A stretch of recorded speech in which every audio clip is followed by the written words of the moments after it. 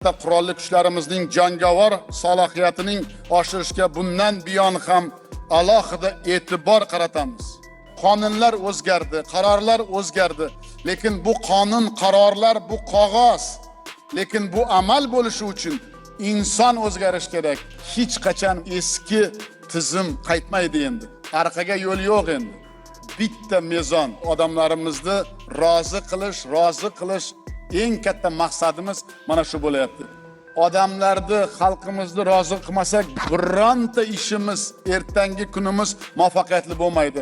Og'ir bo'ladi, lekin yakka yagona to'g'ri yo'l shunligini hammamiz bilishimiz shart. Qadrli yurtdoshlar, bugun milliy taraqqiyotimizning yangi bosqichga qadam qo'yar ekanmiz. Biz yutuqlarimiz bilan birga xato va kamchiliklarimizni ham chuqur tahlil qilib, ularning bartaraf etish haqida o'ylashimiz tabiiydir.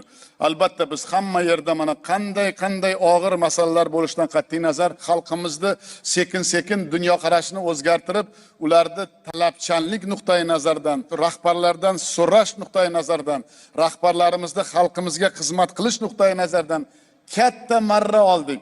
Bu hech qachon bo'lmagan bizning tariximizda. Hech kim o'ylamasin bu vaqtinchalik ishdir. Hech kim o'ylamasin bu ertaga yana qaytadi-da, biz kabinetda o'tirib faqat kabinetda qaravullash bilan vaqtimiz o'tadi. O'tmaydi endi. Bitta xalq baho beradi. Albatta olgan marramiz katta, lekin shu bilan billa biz endi bu marraga qadam qo'yyapmiz. Juda katta kamchiliklarimiz bor. Juda katta nuqsonlarimiz bor. Hali ko'plarimiz nima qilish kerak, qanday qilish kerak, qachon qilish kerak masalani chuqur anglamasligi ham bu ham haqiqat. Buni ichiga kirmasligimiz bu ham haqiqat. Lekin bitta narsani bilinglar. Biz bir-birovimizni xalqimiz bilan billa shu rahbarlar ham tarbiya topayapti. Nimaga? Xalqimiz talabchanligi ko'targan sari o'ziga va rahbarlarga nisbatan rahbarlarning ham dunyoqarashi joylarda o'zgaryapti desak, bu ham haqiqat. Lekin albatta o'zgarish biz niyat qilgandek, biz olgan rejalar bilan ham nafas bo'lmayotgani bu ham haqiqat. Lekin bir narsani bilinglar, bu ishlarni o'zimiz agar qilmasak, hech kim chetdan kelib bu muammolarni hech qachon yechib bermaydi. Qishloqlarimizda ham, mahallalarimizda ham, poytaxtimizda ham, O'zbekistonimizda ham faqat o'zimiz qilishimiz kerak.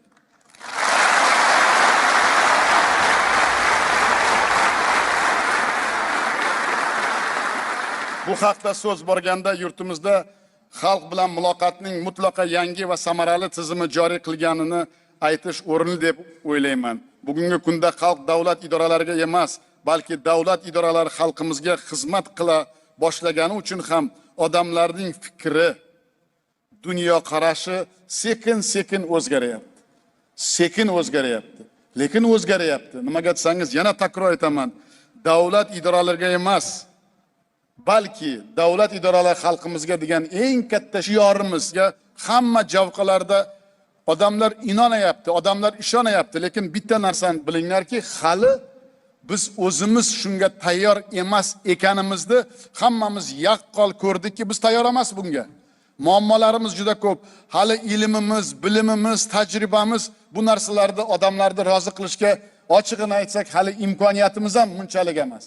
Lekin bor imkoniyatimizdan foydalanib, odamlarni rozi qilish nuqtai nazardan hamma sohalarda mana 1,5 yil, 2 yil ichida qonunlar o'zgardi, qarorlar o'zgardi. Lekin bu qonun, qarorlar bu qog'oz.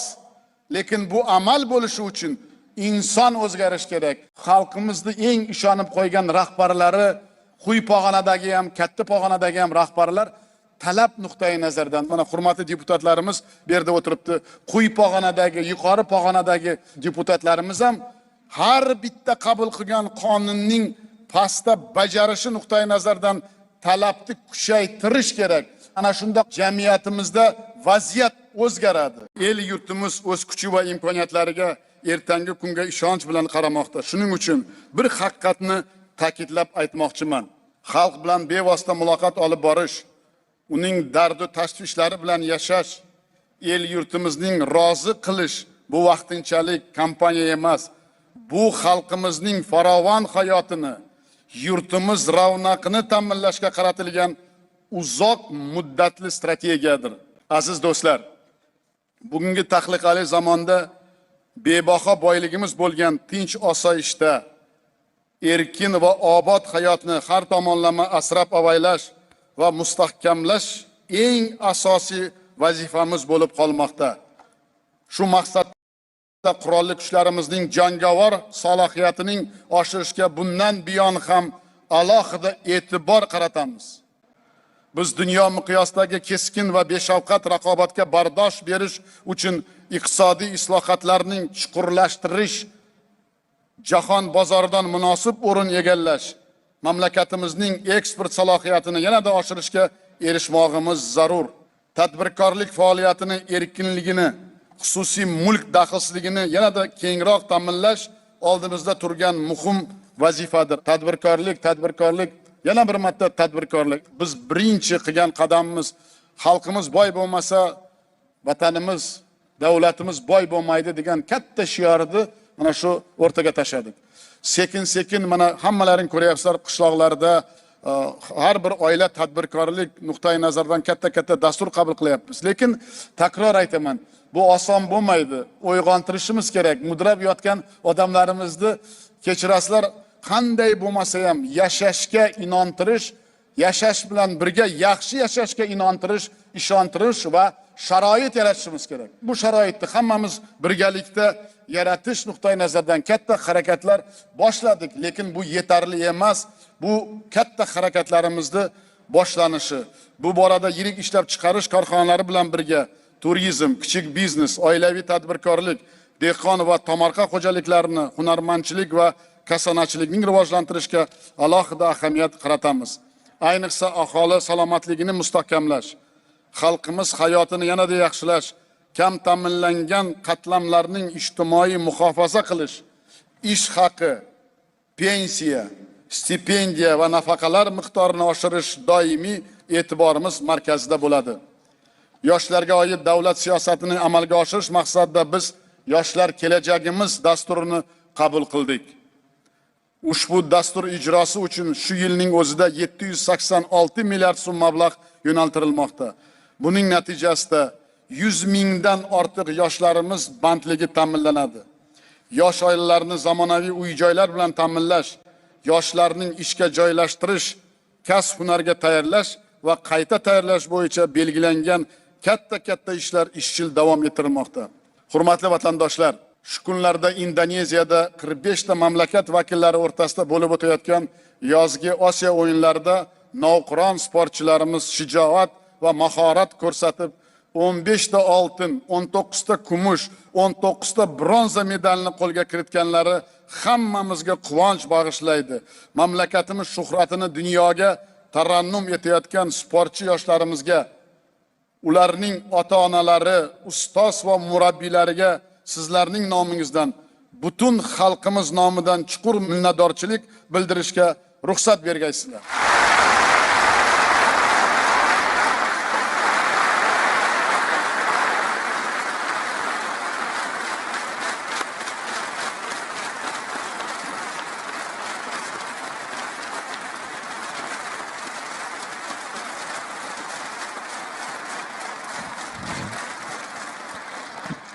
Biz juda katta niyat qilamiz, yana 2-3 kun bor.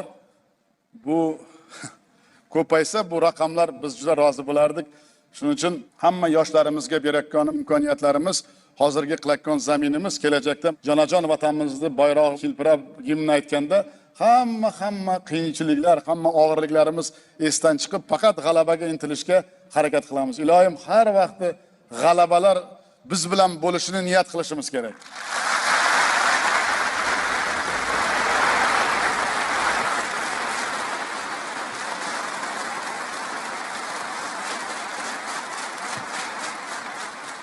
Qadrli anjuman qatnashchilari, biz jahon hamjamiyati bilan barcha uzoq yaqin davlatlar, birinchi navbatda qo'shni davlatlar bilan do'stona aloqalarni yanada kuchaytiramiz.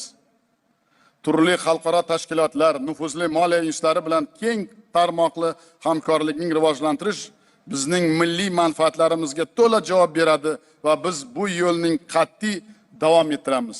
Bayrami bilan yana bir bor chin qalbimdan samimiy tabriklayman. Mana shu ulug' ayyomda barcha yutuqlarimizning ijodkori va bunyodkori bo'lgan mehnatkash, mard va saxovatli, bag'ri keng va oliyjanob xalqimizga farzandlik mehrim bilan ta'zim qilaman.